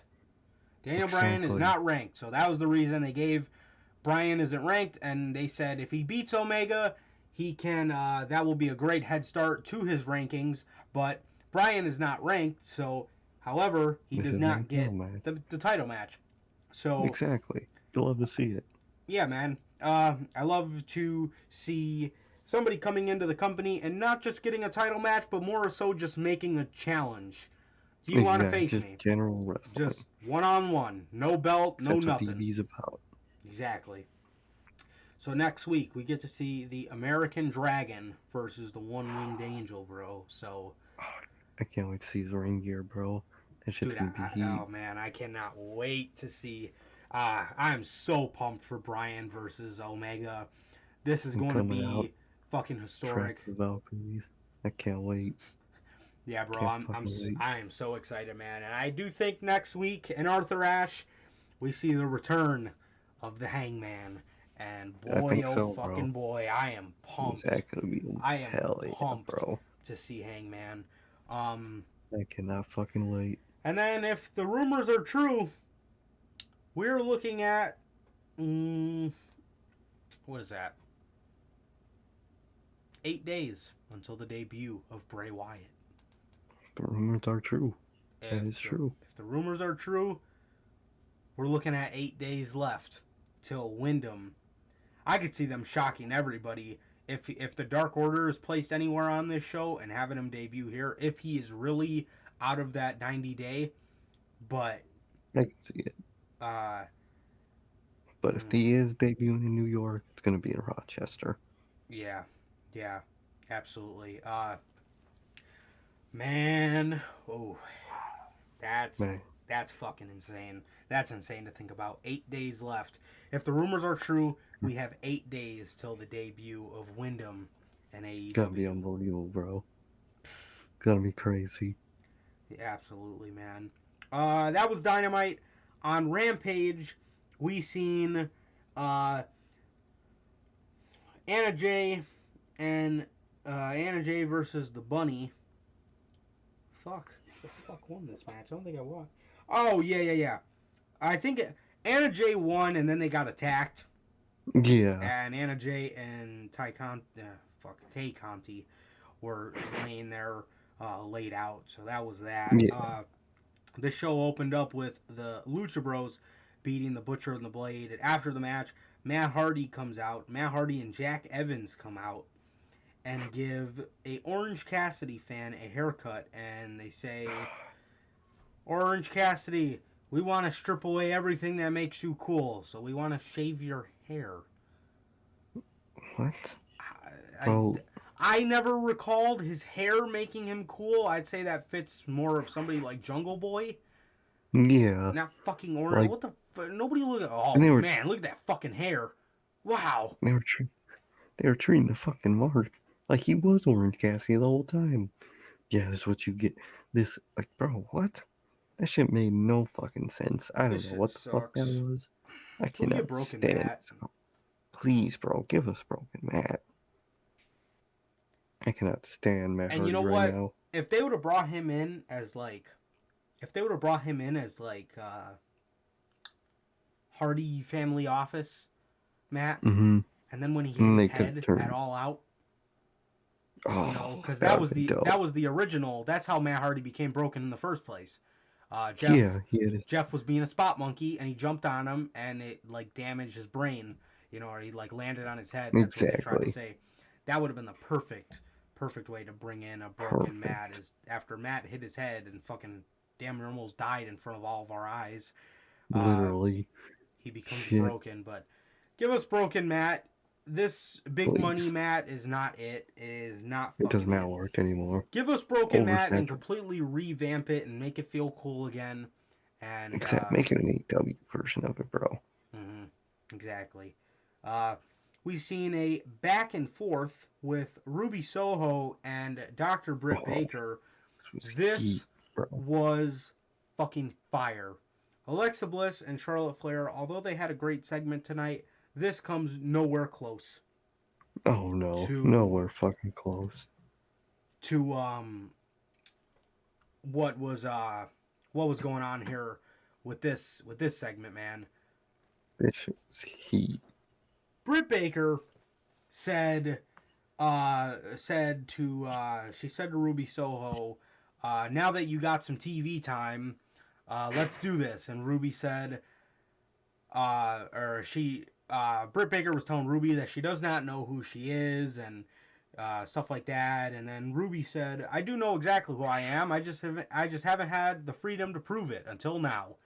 I was like, okay, here we go. Here we go. So, why didn't WWE ever let Ruby talk? I swear, bro. She's fantastic talker on the mic. Literally, bro.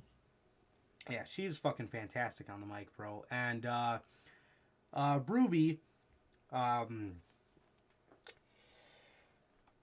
said to Britt Baker, she said, we're gonna flip the script and talk about you. She said that, oh God, what the hell did she say? How the fuck am I forgetting this? I remember the end part, but it was something like, how she's like every other broad she's ever faced. Yeah, that's what Talking it about was. that part, yeah. She That said, she was. "You're just like every other broad I faced. You're entitled. You are Mhm. self-absorbed, and you are banging some dude in the back." I was like, and then Britt Baker's Damn. face was hilarious because She's she was like, smiling. "Yeah, I am." Yeah, I am. That shit was great. and I was like, "Oh shit!" So Britt gets on the mic Oh, and she says, "Well, to find out some more about you, I want to know why you call yourself the Runaway, because you didn't run away from anything. You got fired." I was like, "Oh." damn. And Ruby was like, yeah. And Ruby's like, "No, you're right. I got fired, but it was the best damn thing that ever fucking happened to me." Well, she didn't say that part, but I don't think TNT Yeah, is she willing didn't to say pay fuck. for that. But she said that was It's she Mandy. said that was the best thing that ever happened to me, and I think that was it, right? I think for the most part that was it. They said some more stuff, but it was just like general ending of the promo.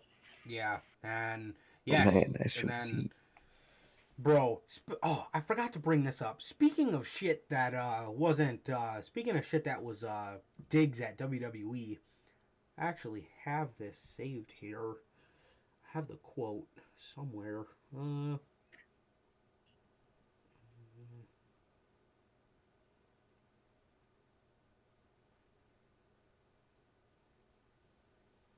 Oh my god, did you see Sami Zayn's tweet?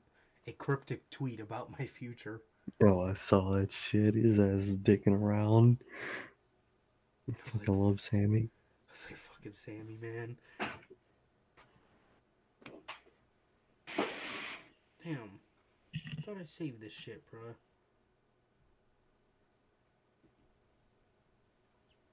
Which one was it?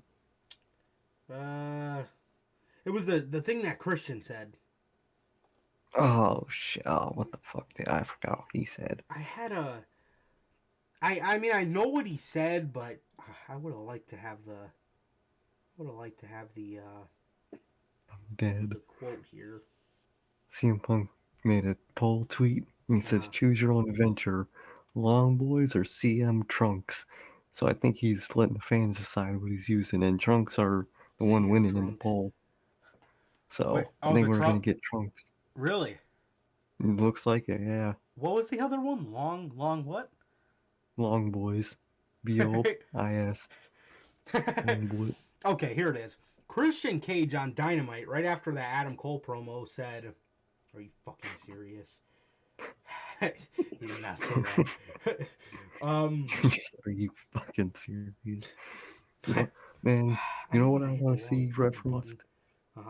Since I just remember that the fucking CM Punk and Christian bitching and bitching and bitching promo. Yeah. I hope they one day get to reference that. I love that promo. Oh yeah, I love that one. Christian Cage said on live television, "I'm just thinking out here, but I don't know. Adam sometimes does have good friends. You know what I mean? The super elite. They use their EVP status to throw him a lifeline and drag his sorry ass out of developmental." Damn. Adam Cole and Britt Baker, they're down bad this week, bro. They're down They've bad been this getting week. roasted, bro. Shit. Out of developmental. Here's the thing, Adam. We accept your challenge, and you know what? Since you're used to losing the Wednesday Night Wars, you might as well add Friday to that list as well. Oh. Damn. He fucking fried his ass, bro. Bro. Damn. I love Adam Cole. I love Britt Baker. They are down bad this week, bro. They got fried. Good. So they were getting cooked, bro. So Ruby, like I said, told Britt Baker she's banging some dude in the back.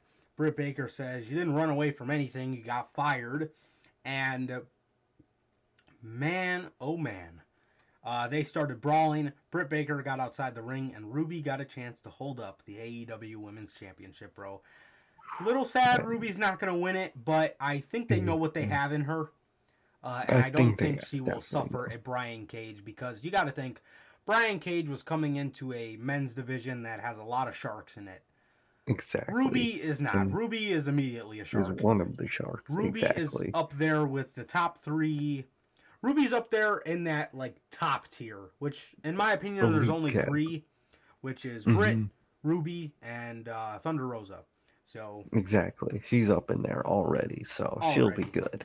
yeah, I think she'll be fine. She's gonna suffer a loss, unfortunately, but what are you gonna do, It's man? all. I think if Thunder Rosa is not the next champ, it is definitely Ruby eventually. Yeah, I think so. We've heard the rumors about them wanting to do Thunder Rosa and Britt for Revolution. Early Mm-hmm. 2021 is the plan for those Oh, I two. can see it. So I could see Thunder Rosa taking it at Revolution, and then Mm-hmm. probably by I can All see Out it. next year. I want to see somebody like Yeah. Ruby take it, or well, if Ruby's a heel, or well, you would maybe have to turn Ruby heel, but I wouldn't really want to see that. I'd rather turn Thunder Rosa heel, I actually, think Thunder Rosa could be the better heel in the situation. and I want to see Ruby Definitely. take it at All Out, and I hope we're Oh, there for it if 100%. they do it in Chicago again, which I think they will. Oh, bro. I think they will, which would Yeah, be unbelievable. absolutely. In the main event, we get the Mark Henry promo, which I like. Which I heard he was taken off of that commentary team. I heard, I don't like which that. is weird. He's a great Yeah, part of I. Rampage. I love He him on literally is. Rampage. Keep him He on there as much as you can. and like it's such a simple line, but every week I love hearing him say, "It's time for the main event." Maybe he could start I doing it on love it. Dynamite. maybe, Oh, true. but I could see it. I love it. I love it. I don't know I really why. like him on Rampage. Yeah, I like Mark Henry on Rampage. I think he adds a lot to the show and the presentation of it. Let me pull that Mm-hmm. article up actually. Now that we're on the topic, yeah, it's very different. Let's see. Full Gear location confirmed. Oh, shit. Minneapolis instead of St. Louis. Oh, shit. Good God, yeah, Damn. you got to debut Bray You on got to. Dynamite. You can have Wyatt debut in fucking Minneapolis. You kidding No me? fucking jobber ass area. Oh, hell no. Um, Jobber ass state. shout out to Logan, bro. Inside jokes. Inside jokes. Shout out, bruh. Shout out to Logan, bro. The Minnesota lifer. Damn. While speaking to the Wrestle Talk podcast, Ricky Starks revealed that he is now a full-time comment. Are you fucking kidding me? A full-time commentator on Rampage. Oh. He is proud of the new gig, but that doesn't mean he is replacing Mark Henry. And I quote, "I'm definitely proud of AEW and the work I've done in AEW and the work and the work that I continue to do and the fact that I think so much that they appreciate me, that they made me a permanent commentator replacing Mark Henry. So I love the fact that the work that I've done with Sting, Darby, and all those guys are in a small time frame will last on forever. I want more though. I really do. I really want to push myself and really explore the depths of my talent and get a bit out of my comfort zone. We'll have to see what Mark Henry continues doing the interviews before the main event match. Better. Maybe Mark doesn't like commentary. Maybe he doesn't. He. I mean, he's definitely a mark. Wow. Damn. But I don't think he knows everything about everybody enough to be a commentator. That is true. That is true. I think However, he thinks that. I want to see him as a big part of AEW. I want to see him do the interviews for the main event match on both Dynamite and Rampage. Exactly. I like it. It's simple. It's simple. It's time for the main event. It's simple. I like it. Really good. Conducts the interviews before the match. That I really like about Rampage. Oh, yeah. I really like that. So on this episode, he's conducting an interview between Miro and Fuego del Sol. And Fuego del Sol says, "Miro, you can't get my car, man. I'm going to walk away with the TNT title, man." And Miro says, "The only reason I take this fight on this day is because I love to celebrate with my God up high and my wife down low." Dude, That he's popped talking me. about fucking his wife. I laughed my ass off when he said that. And Miro destroyed Fuego del Sol. Also, it is a criminal not to bring up. We got the AEW on the ring mat. We do. And We Rampage got to see it too. in all four corners. That is another thing I like. Hell That is yeah, I love unique about the logo show. on it. I could honestly go And- for both. It's not that really a big a deal to me if the logo's in the middle of the ring mat or not. But Yeah, I like to see that's it. a lot. I like to see it. I like it. Yeah. I think they man. got it down because the reason they got rid of it is because people were slipping on it. So I think they made it a part of the mat design, which doesn't make it slip. So I think they got it down how to do that, which is great. Yeah. Yeah, that's true. Yeah, that's true.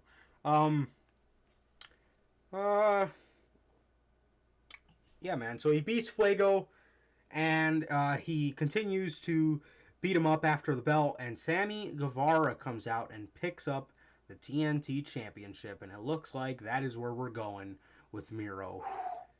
He Wow, this is awesome. It is finally about time to see the rise of Sammy Guevara, and I'm excited for it, It bro. is, I'm bro. excited to see Miro actually have feuds that make sense and stuff like that going on. are actually good. Miro's not bad. Miro is not He's bad. not He's bad. been on TV a lot more, and he's been good. The only problem going into All Out, he was not on Wasn't. TV at all. That was the main fucking Exactly. concern with Miro. But here we are now, and it is it's not bad at all, man. It's not bad at all, may I say. So props to Miro for actually getting TV time and being good again. And yeah, props to Sammy and Miro for having this be the next feud, bro. This is exciting, man. I love to see it. And I don't know if Sammy Guevara takes the belt off of Miro. What do you think? I don't know if it will happen, but I hope it will. Because Yeah. Sammy Guevara needs something like that, bro. He really does. Mm-hmm. Yeah. Yeah, man. What about you? It is going to be it's tough. I would say so. Miro's held that thing I would. since like March. So Exactly. I'd say do it. he's had a long enough reign. He has done, what he What he what could. he has with it, kind of. Mm-hmm. And I think it's time to see somebody like Sammy Guevara featured a lot more on Dynamite. That's, Exactly. but yeah, bro. So that's everything, man. That is everything. Hell yeah, man. Shit. All right, man. So I guess that is going to do it for this edition of the Notorious Heels podcast, man. This was about episode 58 of Notorious Unscripted and episode 76 Oh. Okay. of the podcast itself, man. So with that being said, it has been a pleasure, always a pleasure, for my Johnny Mayhem. That's okay. And that is going to do it for this edition of the Notorious Heels podcast. That is also going to do it for this edition of Notorious Unscripted, man. Please like, comment, and subscribe. And we will see you guys on Friday at 4 o'clock Central Time with the news. Peace.